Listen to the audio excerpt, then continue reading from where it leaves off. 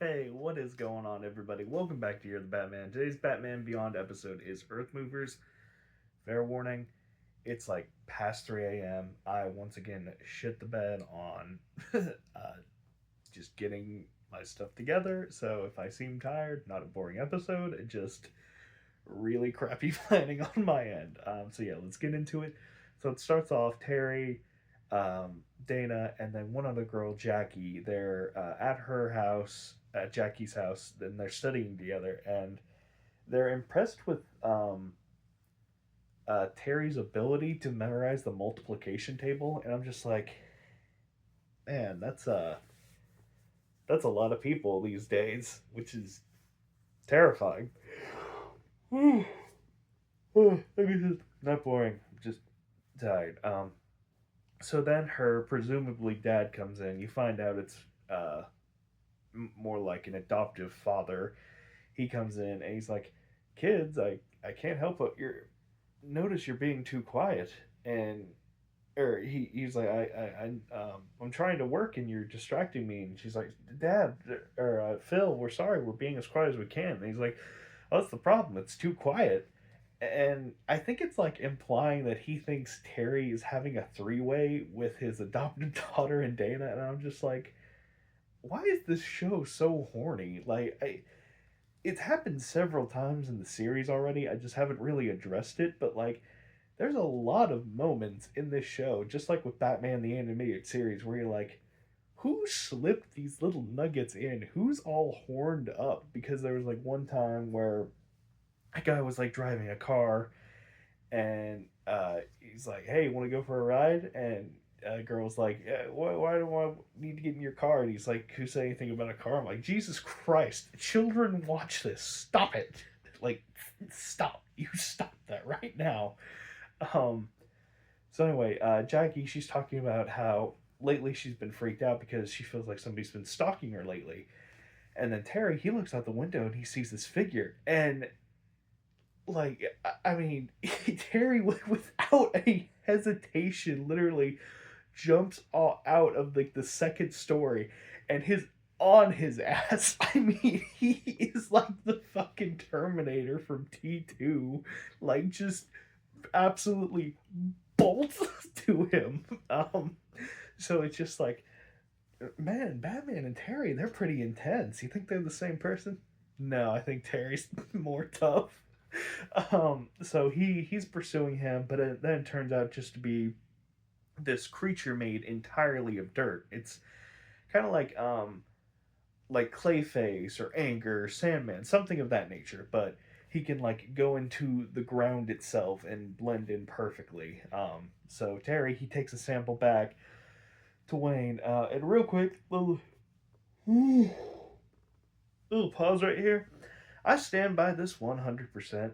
If you take all of the Rogues Gallery from the Batman the Animated Series and put them against all the Rogues Gallery from Batman Beyond series, the Batman Beyond series is absolutely destroying the BTAS series. It's not even close. I mean, the shit that Terry has to put up with compared to Bruce is kind of insane. I mean, I get it is a sequel show, you have to up the ante, but my god, do they do it with him. Yeah, anyway, he takes it back to Bruce and Bruce is like, looks like regular dirt to me. I don't know what to tell you, dude. Um, so later that the next day, Terry, he's got his eyes on Jackie, which which I'm glad like Dana isn't really jealous or anything. She's just like, you know what? There was actually a person that was stalking Jackie last night, so yeah, that's pretty much within reason. Also, Jackie is wearing like a cocktail dress while they're studying, so I mean, I think it is fair that the adopted dad does assume that Jackie and Terry and Dana were up to some naughty business. But that's yeah. Let's stop talking about that.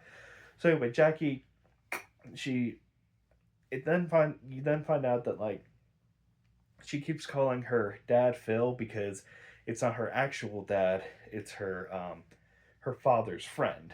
So he's taking care of her. So she's getting picked up from school, and the dad offers both Dana and Terry a ride with him because he says he has to show him something real quick. So he takes them to this empty lot, which nothing really significant about it. And he's like, "Oh, this is going to be a prime area from real estate." And then out from the ground pops this like barrel of toxic waste, and a series of earthquakes start happening all around him. And then this like once again like the dirt monster comes from the ground, and he knocks Terry away. So Terry's able to turn into Batman, and then him and Batman go at it, and it's a pretty good fight scene. And eventually, uh, Dana she gets away fully, and then um, Phil and Jackie get into their limo and then start driving off. Or maybe it's not a limo, their car, and start driving off. So the dirt monster, he's like, "The hell with this! I want that." He he then follows, but Terry stops him. So Terry he brings back a sample of like the toxic radiation, and he's talking to Bruce, and he's like, "Hey, this is this dirt. It's like living dirt. It's mixed with like these chemicals to somehow be like a consciousness." So Terry goes back to the Jackie in his house, and it's revealed that several years ago, uh, Jackie's adopted father was working with Jackie's biological father, and they were partners in a company. And Jackie's adopted father, Phil, he was like, "Hey, you know it's cool dumping uh, radioactive waste down an empty mine." And the father's like, "I don't know about that." And Phil's like, "Come on."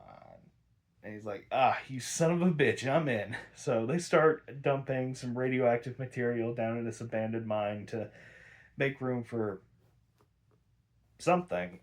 But in the process, there's a cave in, and Jackie's real father is buried with um, like the chemical reimagining stuff with him. So now it's like 10 years later, and then like the dirt monster is actually him. So he appears from the ground when Batman confronts him, and the truth is revealed. And Jackie's dad, Phil, he tries to get away, but then he's swallowed in from the earth. And then the entire house is swallowed in from the earth with Jackie inside as well.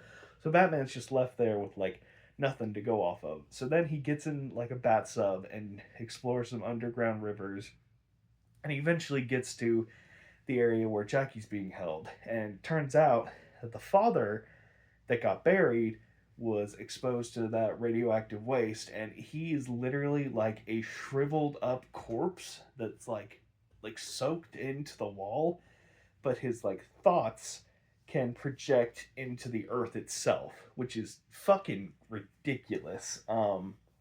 So he wants to kill Phil for leaving him after all these years, and also bring his daughter down with him to spend the rest of his life. So he's kind of like not all there, mostly considering he's dead um, for the most part. So a big battle happens where like a bunch of mud dirt men appear, and then Terry he's got this like kind of like a batarang, but it's like spinning really really fast, so it's like a circular saw. So he starts fighting them off one by one until the dad he like summons this big ass monster to take care of him. And so Terry's fighting him off again, and he gets the upper hand. So they're on their way to escape out, but then there's a cave in, so they can't even escape now.